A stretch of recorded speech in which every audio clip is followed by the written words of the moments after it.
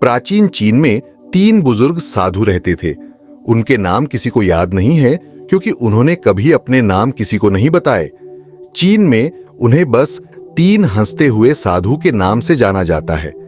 ये तीनों साधु हमेशा साथ ही यात्रा करते थे और कुछ नहीं करते थे, बस हंसते रहते थे। जब भी वे किसी गांव या शहर में प्रवेश करते तो वे उसके मुख्य चौक के बीच में खड़े हो जाते और जोर जोर से हंसना शुरू कर देते।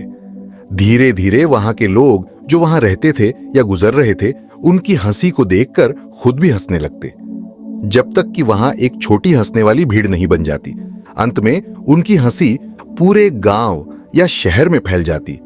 जब ऐसा होता तो तीनों साधु अगले गांव की ओर बढ़ जाते।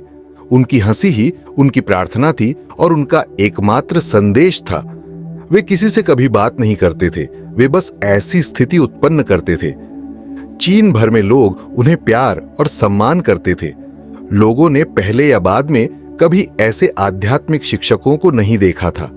वे मानो यह बताते थे कि जीवन को केवल हंसी का एक बड़ा अवसर मानना चाहिए, जैसे कि उन्होंने किसी तरह का ब्रह्मांडीय मजाक खोज लिया हो।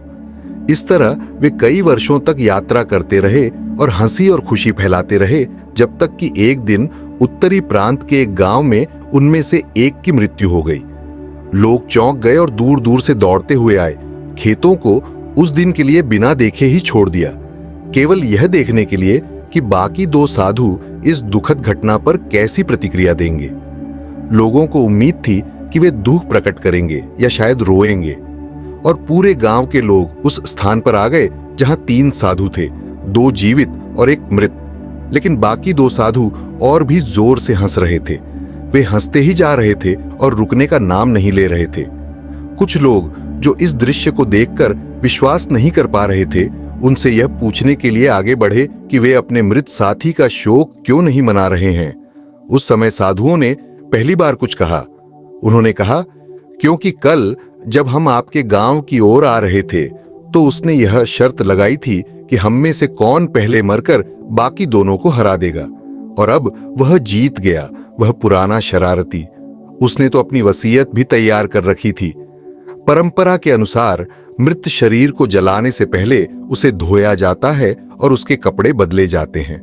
लेकिन उस साधु ने विशेष रूप से कहा था कि उसे पुराने कपड़ों में ही रहने दिया जाए, क्योंकि मैंने कभी एक दिन भी गंदा नहीं किया। मैंने कभी भी इस दुनिया की गंदगी को अपनी हंसी के माध्यम से मुझ तक पहुंचने नहीं दिया। उसकी वसीयत में ऐसा लिखा था, इसलिए उस साधु के शरीर को उसी कपड़े में चिता पर रखा गया जिसमें वह आया था। और जब आग लगाई गई और उसने उसके कपड़े जलाने शुरू किए तो सभी के आश्चर्य के लिए अचानक सैकड़ों रंगों की आतिशबाजी ऊपर नीचे और सभी दिशाओं में फूटने लगी, और अंत में वहां इकट्ठे हुए लोग भी उन 2 बुद्धिमान व्यक्तियों की हंसी में शामिल हो गए। देखिए, आपके जीवन में शायद यही कारण है कि हम इस धरती पर हैं, ताकि हम हंस सकें और कभी हंसना बंद न करें। इसलिए अगली बार जब आप किसी समस्या का सामना करें तो आईने में देखें और बस हंस दें, क्योंकि आपकी खुशी ही आपको जीवित रखती है। दूसरी कहानी एक बुजुर्ग महिला की है। एक छोटे से गांव में एक बुजुर्ग महिला रहती थी जिसका नाम सुधा था। सुधा अपने दयालु दिल और पड़ोसियों की मदद करने की इच्छा के लिए जानी जाती थी। हालांकि वह अकेली रहती थी, लेकिन वह कभी अकेली नहीं होती थी, क्योंकि गांव वाले अक्सर उससे सलाह लेने और अपनी कहानियां साझा करने आते थे। उसके बदले में वे उसे खाने पीने का सामान लाते थे, जिससे वह कभी भूखी नहीं रहती थी। एक ठंडी शरद सुबह सुधा ने अपने चूल्हे के लिए लकड़ी इकट्ठा करने जंगल में जाने का फैसला किया। जैसे जैसे वह जंगल में गहराई तक गई, उसने कुछ असामान्य देखा। एक बड़ा पुराना बर्तन जो आधा जमीन में दबा हुआ था। जिज्ञासु सुधा ने मिट्टी को साफ किया और बर्तन खोला। यह देखकर वह हैरान रह गई कि बर्तन सोने के चमचमाते सिक्कों से भरा हुआ था। सुधा का दिल खुशी से उछल पड़ा। उसने एक नए जीवन की कल्पना की जो आराम और विलासिता से भरा हुआ था। उसने खुद को एक भव्य घर में एक सुंदर चूल्हे के पास एक आलीशान कुर्सी पर बैठा हुआ देखा। लेकिन एक समस्या थी, बर्तन उसके लिए अकेले ले जाने के लिए बहुत भारी था। दृढ़ निश्चय के साथ सुधा ने लकड़ी के तख्तों से एक अस्थाई स्लाइड बनाई और बर्तन के चारों ओर एक मजबूत कपड़ा बांध दिया। बहुत प्रयास के साथ उसने बर्तन को अपने घर की ओर खींचना शुरू किया।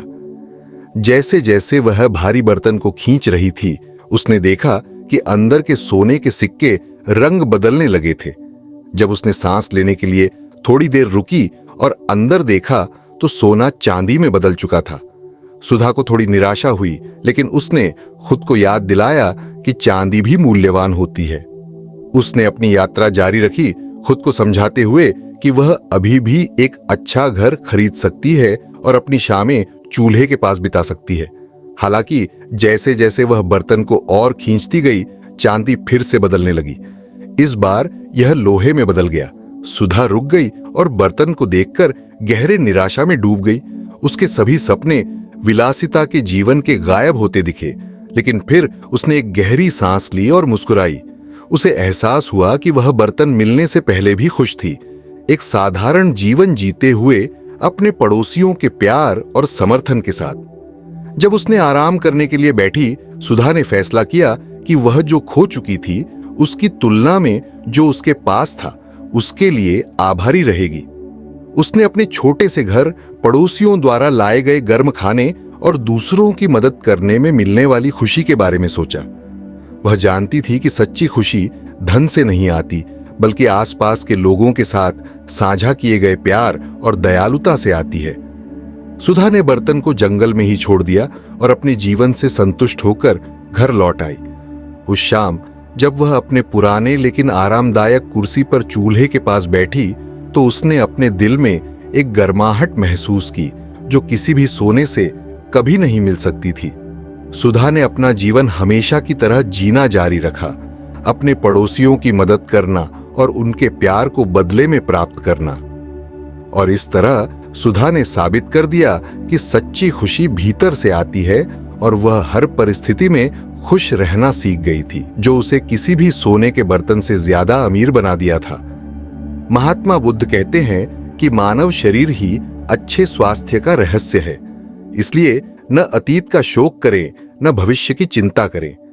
बुद्धिमानी इसी में है कि वर्तमान में ईमानदारी से जिया जाए। लेकिन हम में से ज्यादातर लोग वर्तमान में जीना नहीं जानते, क्योंकि वे जीना नहीं चाहते। वे अपने अतीत को लेकर चिंतित रहते हैं और भविष्य की चिंता करते हैं। आपको भविष्य की चिंता करनी चाहिए जो आने वाला है। अगर आप वर्तमान में जी सकते हैं तो कोशिश करें और देखें कि आपका मन और शरीर पूरी तरह से स्वस्थ हो जाएगा। जब आप वर्तमान में जीना शुरू करेंगे तो आपको न तो अतीत का कोई दर्द महसूस होगा और न ही भविष्य की कोई चिंता। इसके बजाय आप वर्तमान में जो सांसें लेंगे वे आपको ऐसी खुशी और आनंद देंगी जो आपने पहले कभी महसूस नहीं की होगी। दोस्तों, हमारे साथ बने रहने के लिए धन्यवाद। हमारे चैनल पर आए हैं तो चैनल को सब्सक्राइब करें और वीडियो पसंद आए तो इसे लाइक और शेयर जरूर करें।